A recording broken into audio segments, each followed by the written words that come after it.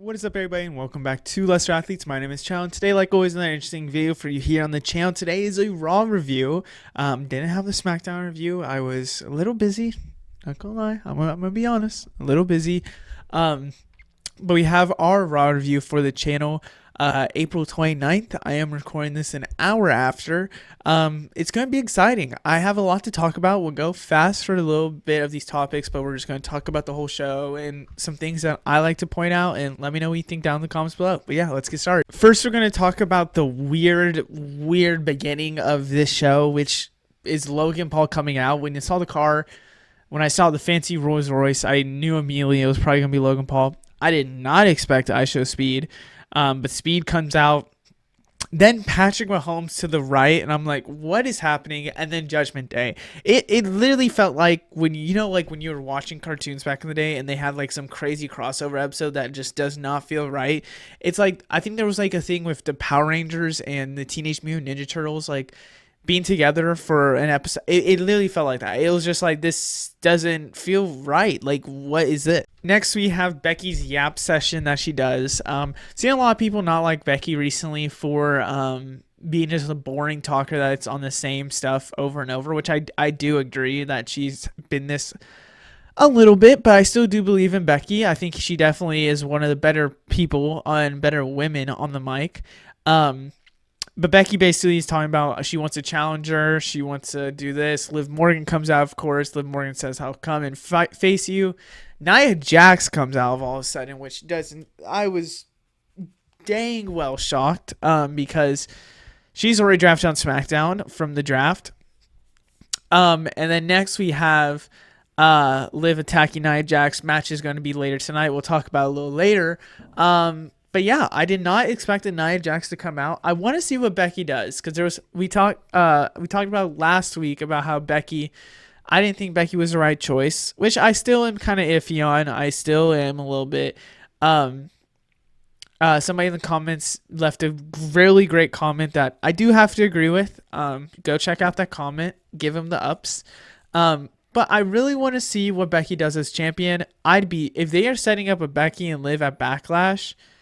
I don't think they are, but if this match does become official, that'd be kind of crazy. I do think that Becky losing the championship will be something that should not happen. I feel like Liv should be winning on a PLE. I think I said that last week. I don't remember if I did or not. But I do feel that way. And I feel that, I don't know. I don't know what PLE would be. I don't know if it's Clash of the Castle. Kind of disrespectful for Becky, I guess, because Scotland and Ireland are kind of close there. Maybe it's maybe that'll make her more heel, I guess. Maybe it's SummerSlam. We'll have to see. But I'm interested to see where they have with Liv Morgan in the future. Next, we have round 1 of the WWE draft for Raw today. 6 rounds overall. I think this is a good pickup for Damage Control going to Raw. The rest stay the same, which is a huge thing that's been happening for the whole draft. Damage Control going to Raw, I think, will help the women's division. I think it's definitely in need of helping, especially if Raw with Rhea Ripley gone. Big loss for SmackDown. A thing that you're going to notice throughout this whole process is that SmackDown feels like they got the lesser end of the stick. I really feel like SmackDown could have got some extra opportunities. I don't know. I think there was some big losses from SmackDown that went to Raw, while I don't know. I feel like there was a lot of talent that just stayed at Raw while SmackDown got a little bit screwed over. We'll talk about it later, but I definitely think that Damage Control, it was a great pickup, and you love to see. Also, Vinci, we now realize, is fully out of Imperium. Shows it here. Actually went to SmackDown with supplementary pickups, but yeah, we'll have to see. Next, we have the King of the Ring going against Gunther, the latest King of the Ring. Gunther, what an amazing match. I didn't really care for this as much because it really did feel like it was like, okay, Gunther's going to win. Come on now. Which I did feel like that a little bit during the match. But the tap out situation with Kofi, where I'll throw the towel, but Xavier was like, I got this, please don't. No. And then Xavier Woods kind of gets out of it, trying to kick Gunther off of him, and then has a I don't even know type of move. Like, not even like a It's like a not a yes or a STF. It's like more like a, I don't even know. I'm forgetting the name of the move, but it was just an amazing like a way to submit somebody. I think having these heels be able to submit a babyface to tap out is just perfect. It works well. It shows the dominance of that character. And with Goofer doing that, it was icing on the cake. We're gonna talk about the Jey Uso segment, but no Jey Uso in it. We're gonna talk about how Liv and Dom came out the same room during this. Liv first, you can go back. Liv first leaves the room. Next, Dom leaves the room, follows where Liv is going. What is happening? What is happening? Is we're really about to get the goth white girl getting beating out Rhea in this situation. Blonde goth white girl beating out Rhea. I also think that this is just as insanity. We have a Guido from Lesser Athletes. His favorite wrestler is Rey Mysterio. Hates Dom. His favorite women's wrestler is Liv Morgan. By a lot. He called her last night the MJ of women's wrestling, which insanity. That's his biggest op now, in my opinion. But what is happening here? What did Dom say to the writers? Like to say, oh yeah, man. I mean, if Rhea's gone, I have to get someone. So I think like Liv Morgan should be the one or whatever. But he just needs to be stopped. Next, we're talking about round 2 of the WWE draft. CM Punk going number 1 makes sense. SmackDown reached with the pride, in my opinion. I still think that they have talent, especially with Bobby Lashley being there. But they don't do the Bobby Lashley justice anymore. Braun Strowman is probably the craziest thing from here. Seeing Braun Strowman get drafted in the second round. Said he was draft eligible. Love to see that for him. Seeing him get picked up was amazing. He was rumored to be into the building all night, which talk about here soon. Tiffany Stratton going to SmackDown makes sense. She's going to have a good storyline with Bayley. I think with potentially Charlotte Flair, especially if Andrade is going to SmackDown. I think Charlotte Flair will go there. It's going to go very, very well for Tiffany Stratton, I feel like, this year. I feel like she's going to have a Money in the Bank opportunity. I think that's a big thing for her. We'll have to see. But yeah, round 2. Kind of people staying the same. The biggest crazy thing was Braun Strowman. After Logan Paul and Speed announced the WWE draft picks, by the way, Speed killed that thing. Made it feel like it was like authentic as hell. We had a Logan Paul calling out Jey Uso for the Jey Uso segment we had earlier, saying that we should have got the other Paul brother, whatever. Logan Paul calls him out. I really want to see if they do have a storyline with Jay and Logan Paul in the future for U.S. champion. I would hope so. I'd rather see, Jay win some gold in his future, especially solo gold. But then we have this thing where they bring out the Judgment Day, like Finn and JD. They start whooping Jey Uso. And then we have a crazy heel turn from Patrick Mahomes, giving him the 3 championship rings to create the brass knuckles for Logan Paul, of course. Bow to hit Jey Uso, hits JD McDonough. What's new? JD McDonough getting big head JD McDonough getting hit and getting the short end of the stick. What's new? I don't have the picture of the hit of the injury. Please look it up if you did.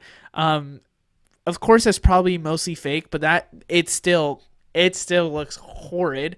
But yeah, then immediately they start fighting, and Jey is getting jumped, but immediately gets stopped when the monsters of all monsters, Braun Strowman, comes in the ring. Quickly, Logan Paul runs away. We have Finn Balor immediately going after him, gets thrown, and the delayed choke slam was amazing. It just shows that this 6'8" behemoth of a man is incredibly strong, incredibly athletic in a way. I am excited for Braun Strowman to be here. When I saw that Braun Strowman was getting drafted, I thought maybe this is more Uncle Howdy thing coming. I wonder if they still do an Uncle Howdy thing with Braun Strowman. I don't know if they would. I also want to talk about Braun Strowman trying to go after Patrick Mahomes.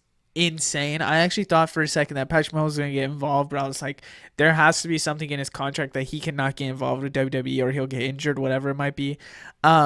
Especially like the lineman standing up and protecting whatever Creed Humphrey goat or um, yeah, I am just shocked that this happened. That the whole segment was funny, but Braun Strowman showing that his involvement, showing his athleticism, showing his strength. You gotta love it. Now we're gonna talk about the Intercontinental Championship match for Bronson Reed versus Sami Zayn.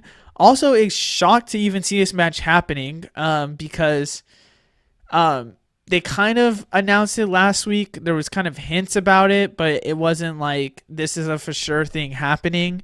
Chad Gable also comes in, disqualifies the match, but I'm also shocked this isn't the main event because these big championship matches that you feel like they do always have the main event that are always there. This was even like just in the beginning half of the show. That's the thing that shocked me the most, was that this wasn't even like a later on thing. It was in the beginning half of the show. Anyways, Chad Gable interferes, of course. Love the Perk Gable feel. I was really hoping for a moonsault on top of Sami Zayn. But even Bronson Reed gets involved and grabs the Intercontinental Championship. I want to see if there is a triple threat match that happens at Backlash. I probably doubt it with it because Backlash is already getting a little stacked. But I do want to see if there's something with them at Backlash at all. Round 3 of the WWE draft happened with Raw going number 1 with LWO, which is very interesting with Carlito also still technically being there. Rey Mysterio going to Raw with Dominic Mysterio now. Maybe something set up for the future. Legado de Fantasma saying with SmackDown. Drew McIntyre getting mad that he hasn't been selected, gets picked, whatever. Shinsuke Nakamura going to SmackDown, which is very interesting. I've seen a lot of people think that he could have gone to NXT. Looks like they weren't doing the NXT route that they were talking about, where some superstars will go to NXT. Looks like they're still going to make it a development brand for them. But Shinsuke Nakamura going to SmackDown, gotta love that. Not bad. I do think that, again, it's a lot of similarities. The only thing different is, of course, LWO and Shinsuke Nakamura, but I think that they have to do this with other people going to certain brands. Up next, we have Maxine Dupree versus Candice LeRae, and we'll talk about Candice LeRae a little bit later, but Maxine Dupree was cooking. I mean, I've seen different movesets from her that I have not seen. Taking off the straps, it was like she looked like she could have been the real Perk Gable or in Perk Angle out of all of Alpha Academy, but of course will lose. Hated that. But Maxine Dupree definitely, the momentum, quote unquote, is there, even though Chad Gable says, "Where's your belt?" Where I don't see a belt. We'll have to see what happens with her, because I definitely think that she has momentum, and I think with the Raw roster kind of being maybe a little less on the women's side, even though they got some heavy hitters, I do think that Maxine Dupree could jump up a little bit more. This feud with CM Punk and Drew McIntyre is going to feed generations for a long, long time. The promo that CM Punk does, well, let's just talk about the whole thing in general. Drew McIntyre comes out after game pick, talks about how it doesn't matter that he got picked later or whatever, says that, or doesn't say it doesn't matter, says it doesn't make sense. Drew McIntyre then is like, "You fractured my elbow," which is kind of interesting. Rumors about Drew McIntyre getting injured were a big thing, that he'll get off television. Then we see him today. Also was a hyperextended elbow. Now to hear it's fractured is kind of crazy. I think he'll still be on some television, not too much. CM Punk having the fake out, being in the skybox was perfect. I loved that. And then, of course, they chase out to do the whole thing. Drew McIntyre gets to the skybox. CM Punk is now in the ring, does a little promo, talks about how losers pray while winners do it. And that's the difference between him and Drew McIntyre. Amazing promo. Drew McIntyre being obsessed. I want to see what happens. I really do want to see what happens when it comes down to CM Punk and Drew. What's the plan with Drew maybe gaining the title at Clash of the Castle? What's the plan with CM Punk and him at SummerSlam? Well, we're just going to have to see. Starting off round 4, we have Judgment Day going number 1, Naomi going number 2, Ilya Dragunov being on the same brand as Gunther in Raw, Chelsea Green and Piper Niven moving to SmackDown, which AP says was the best pick that he didn't have to make. But Ilya Dragunov going to Raw. It was rumored that he would be on the same brand as Gunther. The minute he lost the NXT title is when he'll move to the bigger brand. Lost it to Trick Williams. Perfect setup for him. Ilya Dragunov, man, I am so excited. I hope they really push him hard, fast. Him going to Raw is perfect. Judgment Day not having Rhea Ripley, I think, is also a big thing for there. Maybe that's because of the injury thing, where Jimmy's not in it in the bloodline technically, but we'll have to see. I think it's off of injury. There's something else that I was thinking about, but CM Punk's in it. Charlotte Flair, another one maybe. I don't really know, but yeah, Ilya Dragunov. I'm so excited. Here we have a fight that I thought was going to be the main event. I was wrong. It was Liv Morgan versus Nia Jax. Tiffany Stratton kind of involvement where she's in the crowd watching. And then Naomi comes out of nowhere and just beats the hell out of her. I'm shocked that Liv Morgan won. I am happy that it happens. Gives her momentum, whatever. Does make her a contender. That's why I wanted to say the backlash thing earlier with Liv Morgan because... she now gets a title shot. Is it on Raw? Is it on Backlash? I don't really know. It looks like it's probably going to be on what is it called? On Raw or something instead because they haven't announced it. I'm pretty sure. Tiffany Stratton is going to be excellent in the triple threat with Naomi. Of course, setting that up too. But Nia Jax losing was really shocking, but of course it makes sense because she's going to SmackDown. For round 5, we have New Day going first. I was really hoping they would get switched with Pretty Deadly, someone in here. Thought Pretty Deadly might go to Raw, thought New Day might go to SmackDown, whatever it might be. Didn't happen, it's whatever. Lyra Valkyria going to Raw was a shock for me. I thought she was going to stay, but it makes sense since she dropped the title. Somebody that did dethrone Becky Lynch for the NXT title, so I do understand her push. Candice LeRae and Indy Hartwell going to SmackDown I think is a huge W for SmackDown. When you look at the tag team division for SmackDown, who do they really have for women?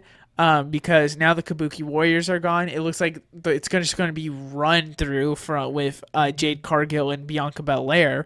But other than that, I feel like I'm missing someone really big on the top of my head. I don't really remember, honestly. But yeah, I do think that this is a big get for SmackDown. Next, we had Awesome Truth versus Alpha Academy in a quick match. It felt like the match wasn't even going to be over, and it just happened. This match, of course, happens because Chad Gable talked to R-Truth about a 2-for-1 deal where they get 1 now and 2 later for a match.